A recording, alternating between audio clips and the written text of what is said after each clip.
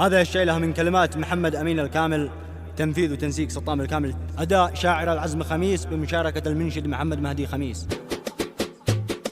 العز لي والمجد من عهد الوراء أبا وجد، فانا الذي بالمجد من عهد العصور الخابرات، وانا الذي بالجد لا حن الوغاله استعد، واشعل بها وارعد وتسمع له قبور الهالكات. ملعون من يرتد عليه العار من با يرتعد، وان قال وتوعد فحلنا كاف ويوم الضاريات. فالويل له برد من جانا بطلقة الفرد، رشاش يتردد على كل الرؤوس العاديات. الذل ما يوجد في ابن الكامل الكفو الأسد، من بالعلا حدد مكانه فوق كل الراسيات. فالبعض يوم الجد تخشاها المذلة وانخمت، واحنا لها نشتد ونلقاها بروح الضاميات. تاريخ لي يشهد وفي اعلى الصدارة معتمد، والجد نعم الجد هو اساس الجسارة والثبات. والبعض طبعه هد واحنا بالاصالة للابد، والجود طابع مد شخصيه بشيمتنا وذات. فالشبل منك الاسد لها جت الهيجا وفت،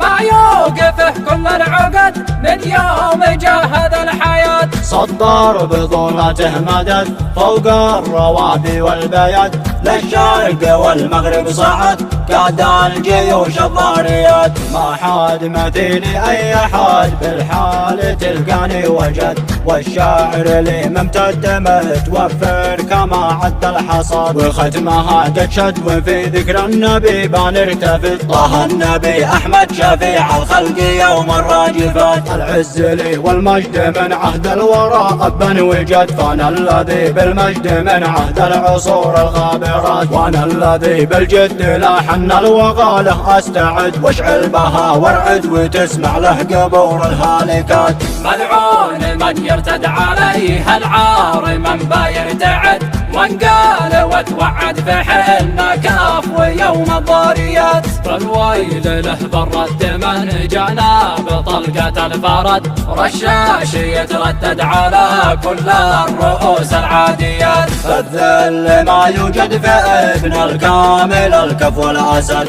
من بالعلا حدد مكانه فوق كل الراسيات. فالبعض يوم الجد تخشاها المذلة وانخمت، واحنا لها نشتد ونلقاها بروح الضاميات. تاريخ لي يشهد وفي اعلى الصدارة معتمد، والجد نعم الجد هو اساس الجسارة والثبات. والبعض طبعه هد واحنا بالاصالة للابد، والجود طابع مد شخصيه بشيمتنا وذات. فالشبل منك الاسد لها جت الهيجا وفت، ما يوقفه كل العقد من يوم جاهد الحياة. صدر بطولته مدد فوق الروابي والبيد، للشرق والمغرب صعد كاد الجيوش الضاريات. ما حد مثيل اي حد بالحال تلقاني وجد، والشاعر لي ممتد متوفر كما عد الحصاد. وختمها قد شد وفي ذكر النبي بنرتفد، طه النبي احمد شفيع الخلق يوم الراجفات. طه النبي احمد شفيع الخلق